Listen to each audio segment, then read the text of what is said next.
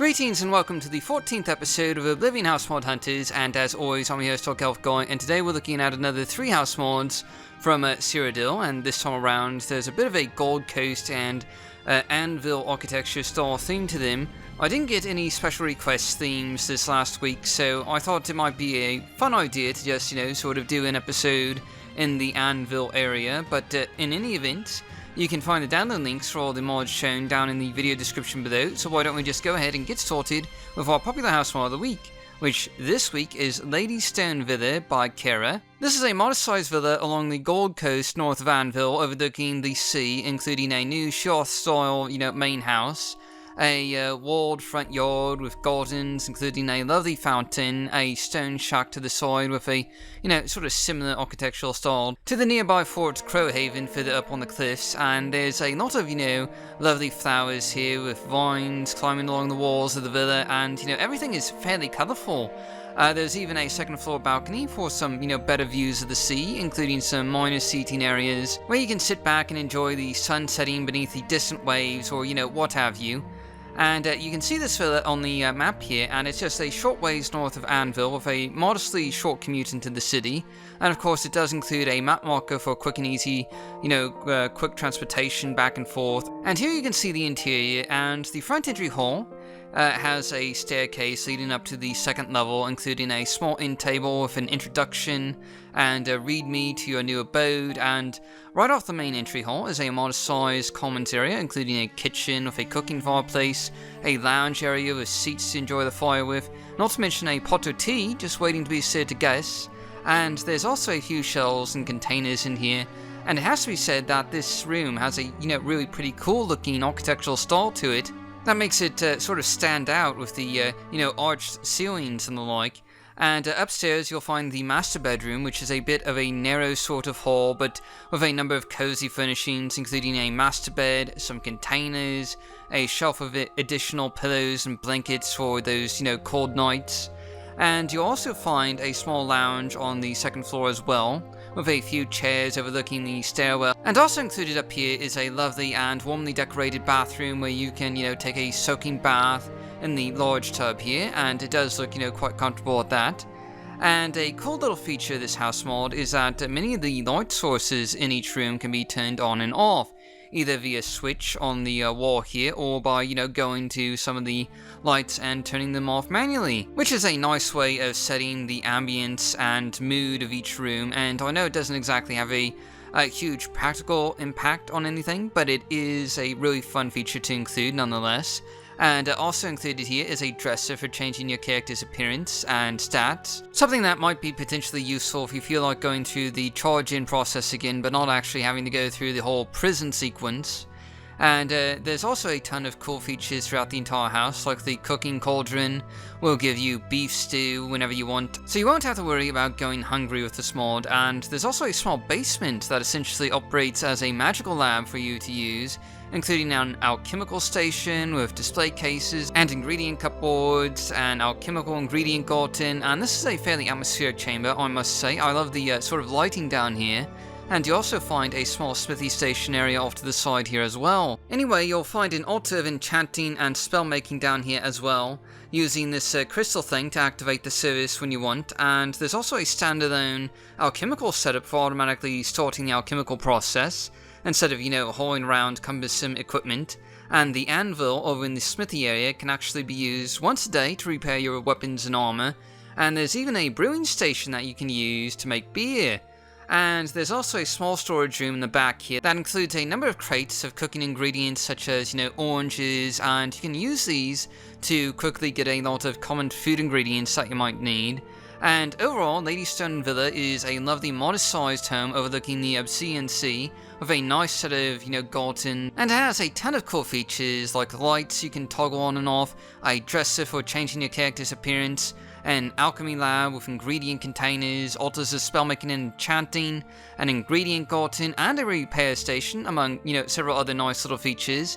It has a fairly short commute to the city of Anvil, and in addition, it does come with a map marker for quick and easy transportation, And in the end, this is a fantastical, modest-sized abode that's perfect for players who want something with a view or just a lot of features to make for a comfortable and cozy home. And I'd recommend checking it out, though it should be mentioned that it does need to be loaded after the Knights of the Nine expansion in order to avoid conflicts.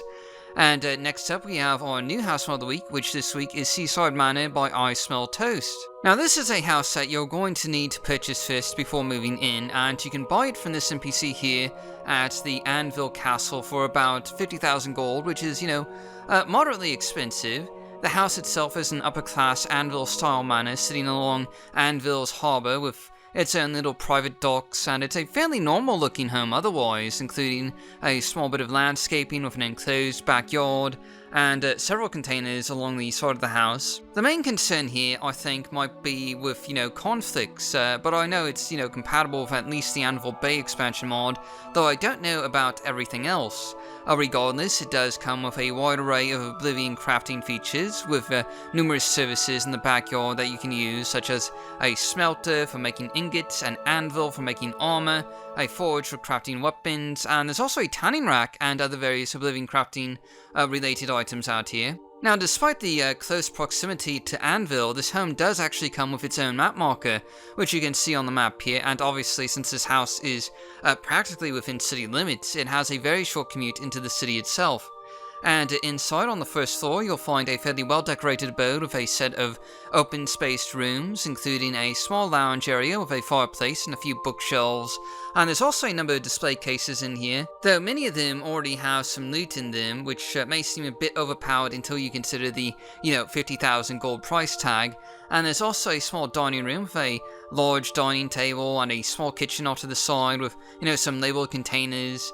And indeed, many of the containers in this home are labelled for convenience and easy organisation. Upstairs on the second floor, you'll find a variety of rooms composing your personal quarters, including a bedroom with a small closet area off to the side, with containers for you to keep your items in, a small study with a desk facing the window, perfect for those long nights, working on documents and the like.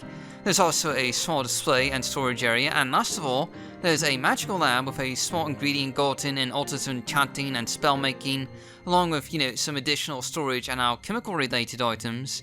And in any event, this is a really nice mid-sized home on the outskirts of Anvil, with a lot of convenience features like a map marker, altars of enchanting and spellmaking, Oblivion crafting, labelled containers, and a very short commute into the city. And there is some potential for mod conflicts given the location, so as always it's best advised to, back up your save games before installing new mods. But, still, this is a nice, fairly cozy, and certainly convenient house mod to try out. And finally, we have our underrated house mod of the week this week, and this time around we have Gold Coast Villa by Matt G. And this mod adds a modest-sized Anvil-styled estate near the road leading north from Anvil, with a walled courtyard and gardens, as well as a stable, a small cottage that's owned by the previous NPC owner, and of course the main house, which is an Anvil upper-class home similar to the one we just saw actually for the new house mod of the week. And the house does come with a horse that you can use already in the stables, and it's a rather scenic little property. You can see it here on the map, and it does include a map marker as well as a fairly short commute into Anvil. It's right on the road in between Brina Cross and Anvil, so it's really not that far away from anything. And before you move in though, you will need to first buy the property from the NPC owner, who you can find in her cottage, and she'll sell you the estate for 30,000 gold, which is, moderately expensive, but it isn't too bad. It's kind of affordable for most adventurers, I think. Anyway, moving on to the interior here, this is a kind of, similar layout to the other mods that we've looked at today. There's a lounge with a small library and a roaring fire to the side of the main hall here.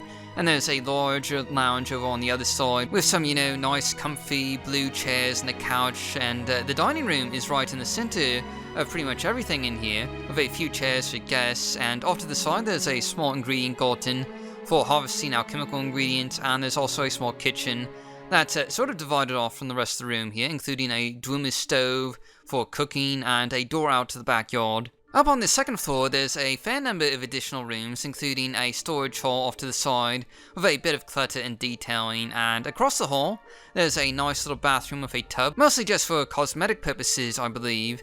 And you also notice there's a fair number of display cases lining the walls of the corridors up here, so, you'll have some, space to display your own items.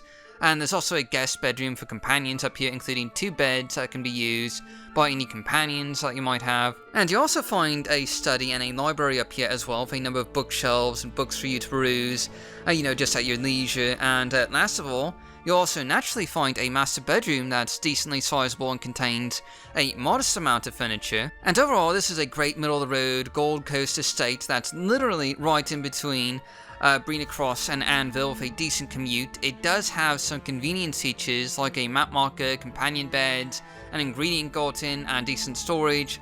And it's fairly cozy and nice looking as well. And let's not forget the free horse that comes with it. And at 30,000 gold, it should be affordable for most people without, being too expensive. And it's definitely worth checking out. And that's it for this week. Again, if you have any themes or suggestions for future episodes, do please post them below, and we'll try and use them in future episodes. Anyway, thanks for watching, and I'll see you all next time.